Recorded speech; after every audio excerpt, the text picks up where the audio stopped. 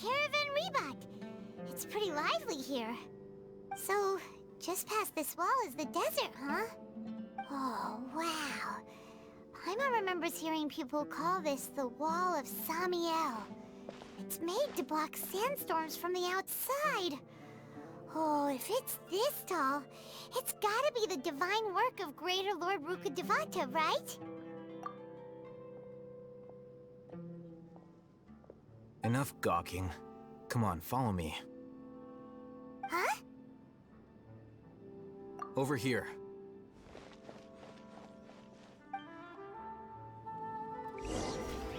Phew!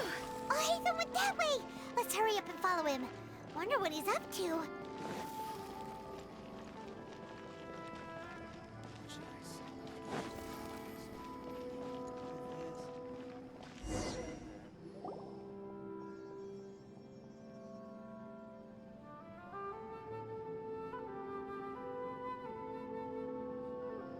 What the? Where did she go?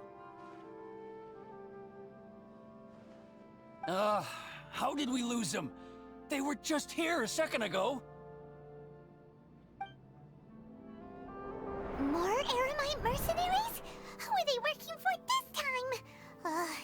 Anyway, Traveler, it seems like we were being followed again. You were too careless. You should have noticed those hopeless amateurs trailing you a long time ago. There's no need to thank me. I've never cared to keep track of personal favors. All I did was correct a mistake I happened to come across. It's a habit I developed at the academia. You really gave Paimon a scare, Alhaitham. We never thought we'd run into you here. Last time we met at Port Ormos, didn't you say you were going back to the academia? Wait, don't tell Paimon that you're here to take us back on their orders! Oh, so you've already landed yourselves on the academia's hit list. I can't say that I didn't expect it. However, had I wished to turn you over to the academia, don't you think you'd already be the Eremites' honored guests by now? Oh, right. You do have a point. I have no interest in running errands for that project. As a scholar, I've always belonged to the camp that promotes researcher autonomy. And these days, you're more fascinating than anything the sages can offer. Not quite. To tell you the truth, I'm still investigating the Divine Knowledge Capsule. Unfortunately, I've run into some difficulties. Everyone says the capsule originated in the desert and was eventually moved to Port Ormos.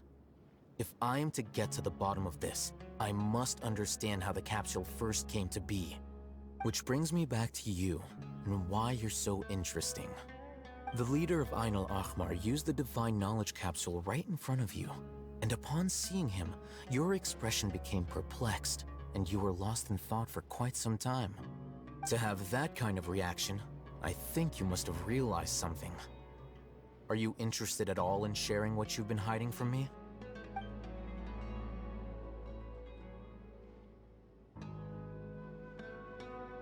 Alhaitham, you really have a ridiculous eye for detail.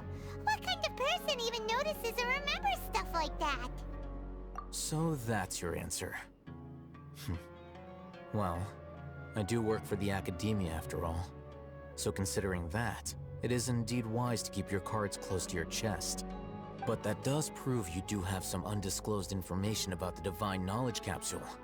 Am I right? No matter. Rather than simply learning the answers from you, I'd still prefer to investigate on my own. Speaking of, you two are also headed to the desert?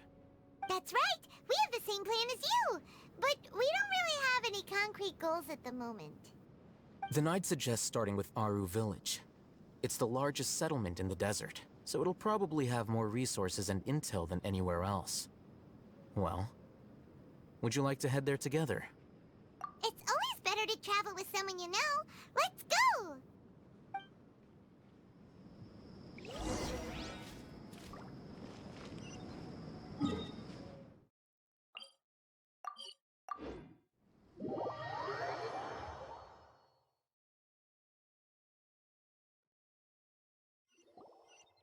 Before us lies Aru Village, the safe haven of the desert folk. Whoa, this landscape is really something else. What a cool place! Let's go check it out!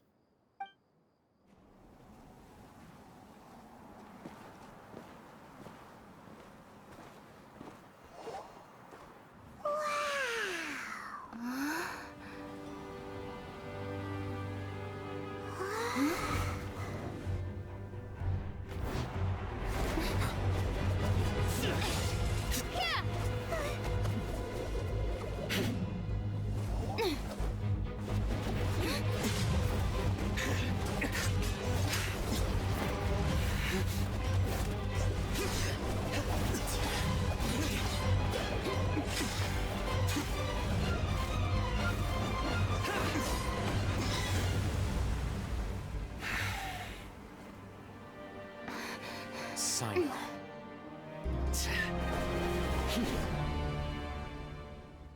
Unless my memory fails me, we have barely spoken 2 words to each other before now at the Academia.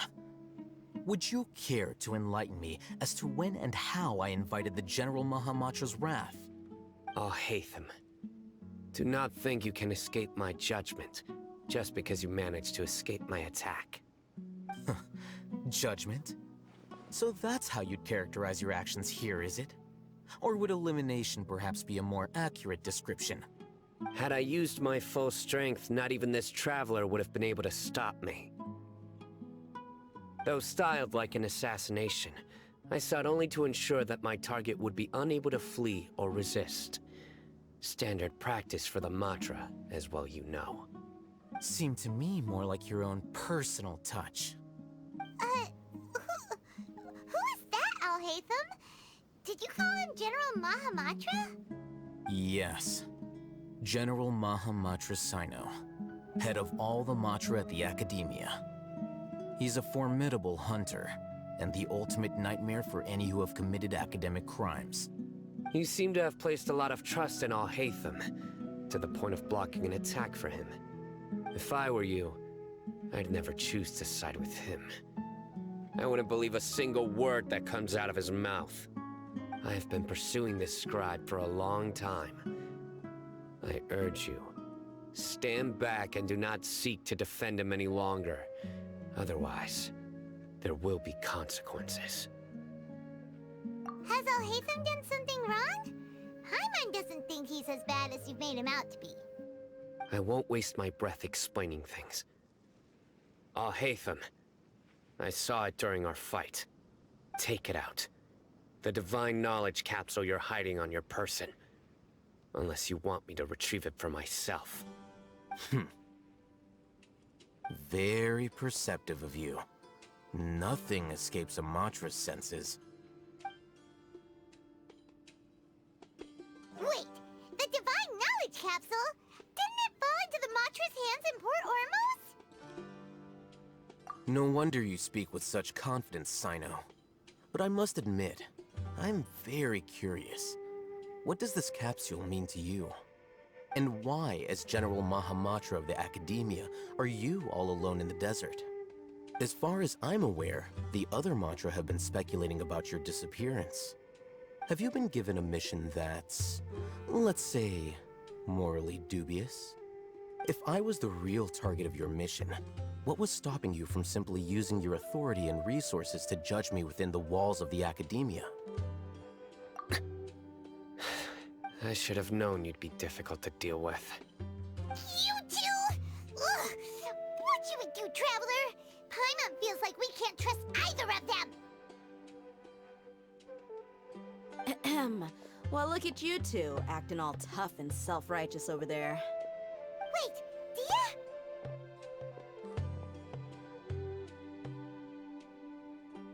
Great! Finally, someone that we can trust! You gotta help us out here, otherwise these two are gonna start fighting again! Yeah, sure looks that way. 2 giants from the Academia duking it out once and for all. Not something you get to see every day, that's for sure. Listen, I know you academic types love to fill up your big brains with self-righteous morality and lord your empty rules and virtues over each other. But how dare you bring your petty disputes into the safe haven of Aru Village? It seems like someone's gonna have to beat some sense into your thick skulls until you finally learn to respect these grounds.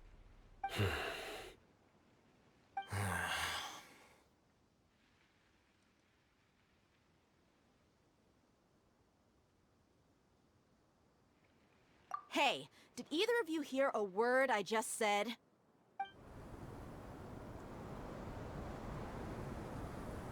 Whoa, what's going on?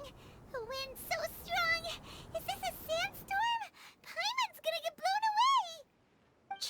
Another sandstorm? What's up with these recently? Hey! All of you, over here, quickly! We have to take cover! Someone's calling for us! Oh, this wind is too strong! Let's get over there!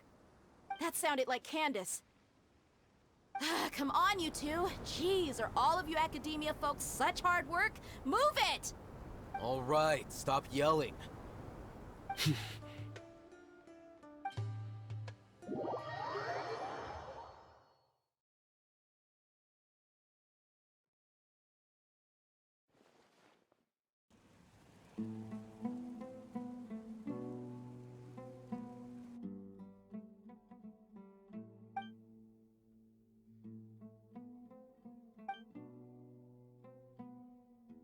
Well, this is pretty awkward. Hey, wanna play sardines with 3 people who wanna tear each other limb from limb? Sure, why not? Sounds fun. The air is so thick and heavy. Paimon can hardly keep floating anymore. My sincere apologies, everyone. This is the home of our village chief. I will have to ask you to make do with this small room until the sandstorm dies down. Please, let me introduce myself. I am Candace, protector of Aru Village. Our savior has come at last! Nice to meet you, Candace. The name's Paimon. Thank you so much for helping us. There's no need to thank me. It's only right to help each other when the weather gets rough. Wow, she's so gentle and caring, like a nice older sister. Unlike those guys over there. All right. Now that we're all better acquainted, we should return to the topic at hand. As a guardian charged with the responsibility to protect my fellow villagers from harm, I was observing your conflict from afar, even before the sandstorm started. And now that you have set foot within our village itself, it is all the more my responsibility to make absolutely sure that you pose no threat whatsoever to us. So please, have an honest and sincere conversation with one another, and put your hostile feelings to rest. If anyone dares to start anything again while they are under this roof, I will not hesitate to send them out for some quality time with the creatures of the sandstorm. Oh, on second thought, Paimon may have misjudged Candace's character. And that goes for you too, Miss Dia. Do I make myself clear? All right, we got it, Candace. That's what I like to hear. So, which of you will begin? I was supposed to be a mediator, but I might have gotten a little too involved just now.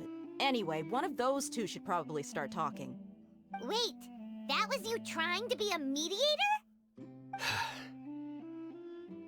I have nothing to hide, so there's no shame in explaining myself. While Al-Haytham wasn't wrong about the other Matra not knowing my whereabouts, it's not because I've been assigned a morally dubious mission. Rather, I've chosen to exile myself. Huh? Exile yourself? A little while ago, I discovered that there was data missing in the Academia's project planning and development files. What little they did report clearly did not match the project's actual progress. As General Mahamatra, I had the responsibility and authority to request an audit. However, to my surprise, the person responsible for the erroneous data was none other than Grand Sage Azar himself. I tried to investigate the issue myself before submitting a formal audit request, but I soon found that all leads and potential pieces of incriminating evidence were carefully concealed from me. I began to realize that they were cautious of me from the very beginning. Unsurprisingly, the Grand Sage rejected my audit request as soon as the submission reached his desk. He even said to me, "The power of the General Mahamatra is granted by the sages. You have no right to judge us." So they really are up to no good. I realized then that to the Grand Sage, the Matra are nothing more than tools for the sages to assert and maintain their control over knowledge. The vows that we took, the principles that we strive to uphold, they are meaningless to the academia of today. I believed it would be wise to flee the academia before the sages had a chance to take action against me. This way, they can no longer see nor predict my actions. I will never give up on this investigation. There's no need for someone else to give me power or authority. Once I find the truth, I will administer judgment by my own name. Sino seems to have the same goal as us. We're all investigating the sages. Plus, now that he's no longer the General Mahamatra, he somehow feels a lot less scary. Well, Sino, if that's your story, then why did you see Al-Haytham as a target? When I was investigating the matter in the academia, I overheard a conversation between Al-Haytham and a sage. The sages asked you to investigate a blonde-haired traveler. Do you dispute this, Al-Haytham? What? Like many parts of the project, this assignment was undocumented. Now throw in your suspicious behavior with the Divine Knowledge Capsule, and I think we deserve an explanation. Yes. I was indeed tasked with investigating the Traveler. Al-Haytham! After all, the promised reward was so great that hardly any scholar could have refused. The sage told me, once you've completed this assignment, I can give you a glimpse of divine knowledge. A most enticing offer. Unfortunately, those academics don't know me at all. Their words contained one key piece of information, namely that divine knowledge indeed exists. That gave me all I needed to know. From my perspective, the sages are far from trustworthy. Think about it. Isn't it a little strange they're so willing to share divine knowledge with anyone, even as a reward? So, I began my own investigation following the lead of the Divine Knowledge Capsule. In the end, I realized my wisdom in committing to this rather than collaborating with the sages. Had I been less guarded, I probably would have ended up like that Ain al-Ahmar mercenary, incapable of remaining sane for long enough to hold a conversation. You mean that the sages originally planned to dispose of you, using one of those capsules that drive people insane? I'd already given up on the assignment by then. I only told the academia I was waiting in Port Ormos for you to appear so they wouldn't suspect anything. So it came as quite a surprise when I encountered my erstwhile target while investigating the Divine Knowledge Capsule. Criminals do love to talk about coincidences. Even though I ran into the Traveler by chance, I had no intention of providing assistance to the academia. Also, you should remember, you were the ones who decided to follow me and strike up a conversation after I left that tavern. That's true. Al-Haytham helped us out at Caravan Rebat as well. Maybe he's telling the truth. I'm willing to apologize, if that's worth anything to you. I took the Divine Knowledge Capsule behind your back because I judged its existence to be a significant risk. I felt that it would be best for no one to interact with it before it had been properly studied. After all, curiosity often proves to be the most dangerous thing in this land. You should be well aware, Scribe Al-Haytham, that curiosity can also lead you to danger and suspicion. Answer me this. Did the sages share any information about their project with you? Have I not made myself clear? You and I are both distrusted by the academia. Do you really think they would tell me anything? Fine. Although you haven't completely proven your innocence, I won't regard you as an enemy, for now. As you wish. Mm-hmm. Good. I'm glad to see you two clearing up your misunderstandings. And now you, Dia. I believe it's your turn. Oh, sorry. Whatever the boys were talking about must have been so boring that I spaced out. My situation is pretty straightforward. My employer, Dunyarzad of the Homayani family, is friends with the Traveler and is currently recovering from her illness at home. I had nothing going on, so I decided to return to Aru Village for a visit. I was actually looking forward to a pretty exciting time getting back together with everyone here. But then I saw these two random guys in the middle of a pointless argument. It ticked me off, and things went downhill from there. Is that all? Well, I will admit that definitely sounds like your style. In that case, welcome back, Dia. That's more like it. I missed you all so much, Candace.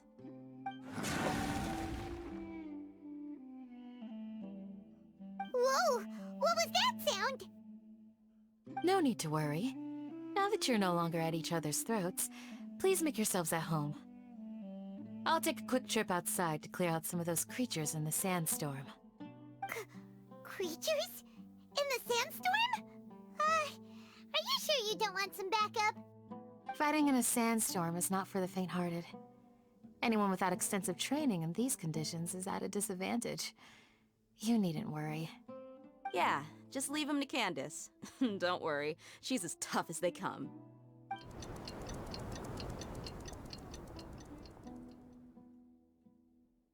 The wind's died down. That means the sandstorm's over, right? Candace still isn't back yet, though. Is she alright? Maybe we should go out and check on her. When you put it that way, even I'm starting to feel a little worried. All right, let's go. We've been here long enough, and the boys are as chatty as the floor.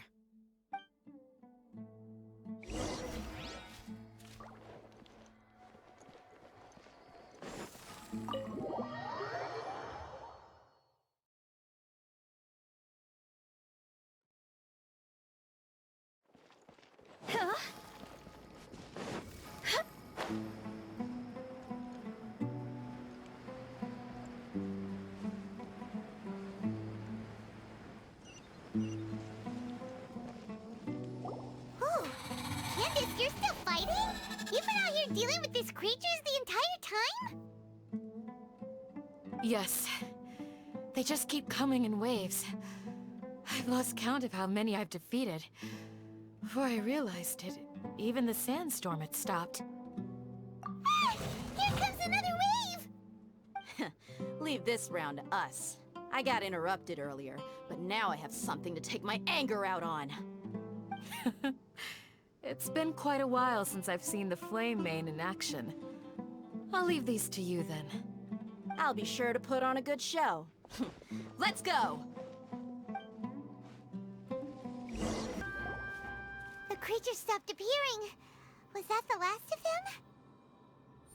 What we fought just now was probably the aftermath of the sandstorm. So we should be safe for the time being. Well fought, everyone. No injuries, I hope. Huh? Who are you? Ah, my apologies. I haven't had a chance to greet you yet. I had my hands full taking care of the village's elderly and children. I am the chief of Aru Village. Everyone usually calls me Uncle Anpu. Sir, I am also originally from the desert, but I have not been back for some time now. May I ask if such sandstorms are common? I can't say they've always been common, but recently the storms have become increasingly severe and frequent. Besides sandstorms, we also occasionally get earthquakes. According to an investigator who stayed in the village a while ago, these unusual natural phenomena are related to the withering of Irminsul. Another effect of Irminsul's withering. So, Irminsul's withering causes withering zones in the forest, and sandstorms and earthquakes here in the desert?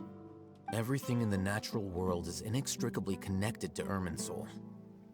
These regional symptoms can indeed be a reflection of Irminsul's present state. Everyone in Aru Village needs to take good care of themselves.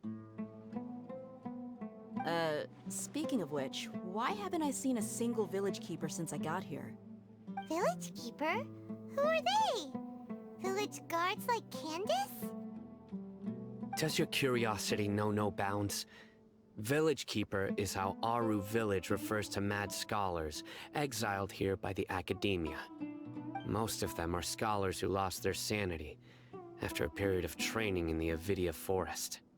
The academia believes that their crazed mutterings may have a negative effect on the psyches of other scholars. So, they're forcibly exiled to the desert. Though if you ask me, it's all a boatload of nonsense. Alas, that's exactly what we've been trying to investigate. One by one, the village keepers have been mysteriously disappearing without a trace. But no one in the village has ever seen them leave. If you're planning to stay around the village for the next few days, I'd appreciate it if you could keep an eye out for them. I've had encounters with those people in the past. I'll see what I can do to help. The Matra are the ones responsible for their exile. Now that you're no longer with them, are you trying to alleviate your guilt and atone for your past sins? I'm fascinated by how you think. Mock me if you will, but if you are guilty, I will eliminate you, regardless of my position or identity. Oh, you're the former General Mahamatra. You must be an expert in these kinds of investigations. Thank you for your help. Is it because you're reminded of Hypatia? Oh, these poor scholars. First they lose their sanity, now this! We need to help get them back home, safe and sound. But, is it really a good idea to tag along with Sino? You seem like you really don't trust him. I'll be grateful for the assistance. No doubt you will do a better job than some of my former subordinates. Let's start by finding a spot to share what we know so far.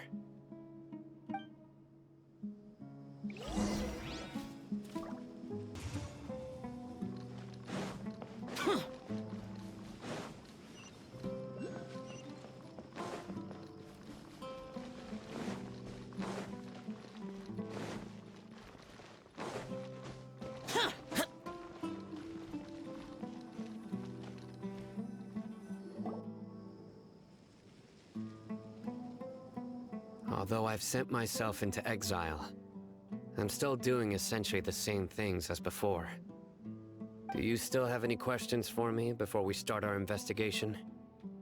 One of my former subordinates told me that this title has its origins in a strange incident. The academia has long exiled mad scholars to Aru Village. A mysterious phenomenon exists here. When mad scholars first arrive, they are as incoherent and deranged as before. But after spending some time here, they invariably begin to calm down. Initially, the people of Aru Village greatly resented having to take in the mad scholars. But a strange incident one night changed that. Aru Village was struck by the strongest earthquake in living memory. Seeing buildings on the verge of collapse all around him, the then chief of the village was preparing to take everyone to safety. Suddenly, he noticed a mad scholar crouching in a corner, caressing the ground with his hands. A soft, green light radiated from him, like a divine glow against the backdrop of night. Despite the powerful tremors that ripped through the ground that night, all the houses remained upright, almost as if they had grown roots reaching deep into the ground. In the end, not a single building collapsed, and no one was hurt. After that, the people of Aru Village treated the mad scholars with greater kindness, and began to refer to them as the village keepers. The soft green light? A mad scholar protecting Aru Village? What do you make of it, traveler? Paimon thinks so too. Actually, Sino, do you know if any of the mad scholars continued to wear their Akasha terminals at Aru Village? In theory, they would continue wearing them so the academia could still monitor their activities. With that said, the main Akasha system would no longer have any interaction with them. Oh, no wonder! Everything makes sense then! Add in the fact that they calmed down, it was probably Nahida who calmed them. If you are able to draw a conclusion from this one story alone, then it appears you possess much more information than I do. So, what do you make of the story? Really? Lesser Lord Kusanali. What? You don't believe us? Lesser Lord Kusanali was definitely using the Akasha to give her power to the mad scholars! No, it's not so much that I don't believe you. I'm just struck by your reasoning. Lesser Lord Kusanali, the current Dendro Archon. Is she really active in Sumeru? The Academia has always placed far greater importance on the late Greater Lord Rukkhadevata. They've more or less ignored Lesser Lord Kusanali, and I've never had any reason to doubt their views. In addition, I've never heard any stories about Lesser Lord Kusanali and her deeds. To me, she might as well have been a god that never existed. No way! Nahida definitely exists! She's a... how should Paimon put it?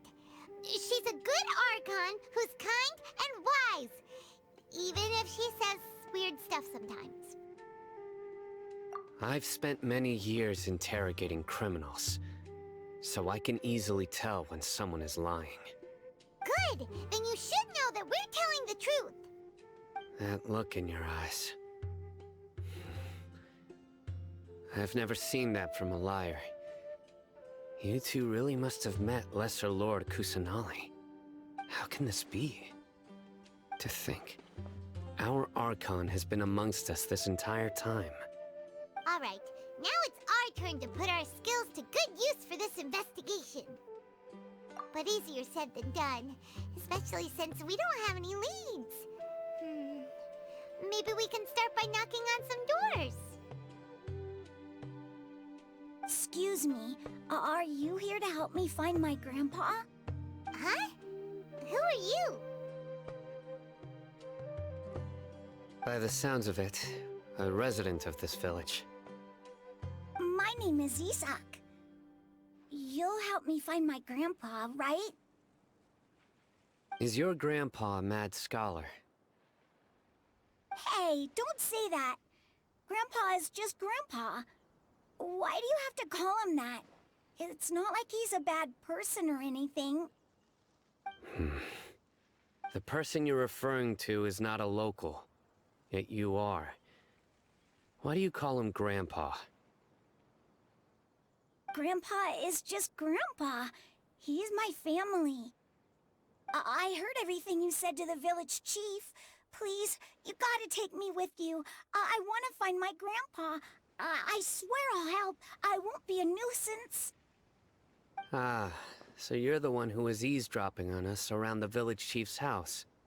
I was planning to go out and take care of whoever it was, but I had a vague feeling that they didn't harbor any ill intent.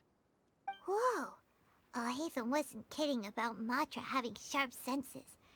Sino, he's just a kid. All he wants is to find his grandpa. Let's find a way to help him. Sorry. I was only listening in because I wanted to know where Grandpa went. Honest. If you don't believe me, you can ask Miss Candace. All right. But first, let's confirm the facts with Candace.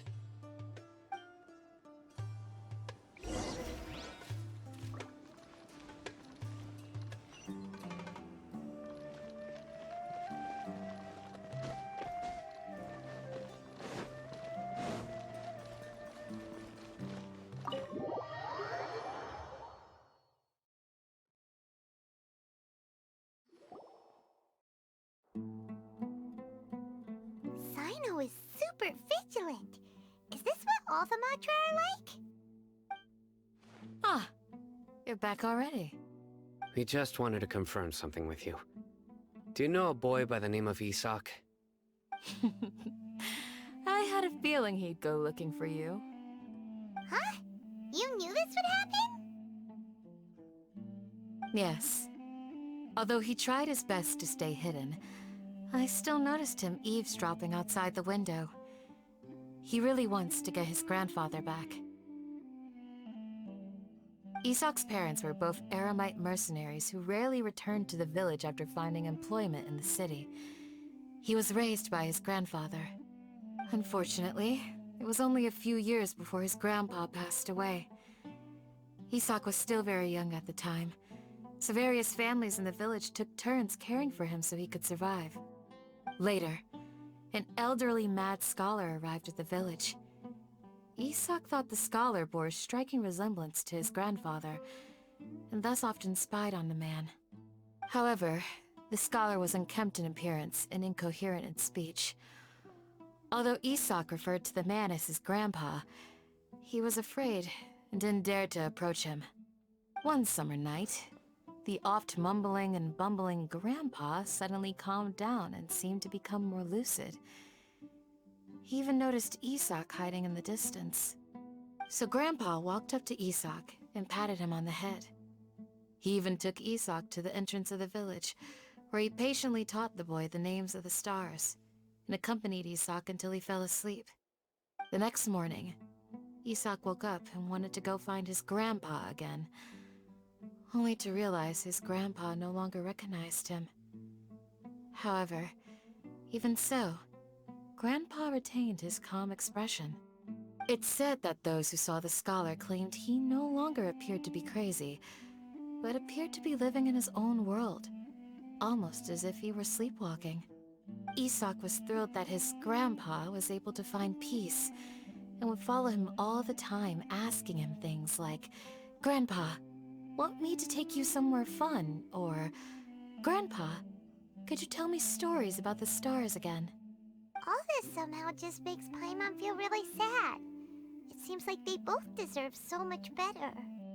Perhaps. Nearly everyone who lives in the desert has some form of hardship or regret. But even so, we must still continue on with our lives. It's also my reason for fighting. I must continue to protect this land.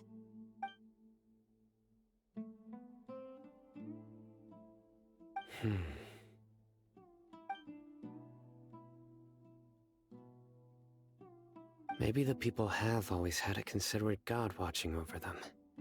Huh? What did you say, Sino? No, nothing. As long as Isak keeps his word and doesn't get in our way, we can take him along. Perhaps you are more compassionate than I gave you credit for. Please accept my thanks on Isak's behalf, Sino.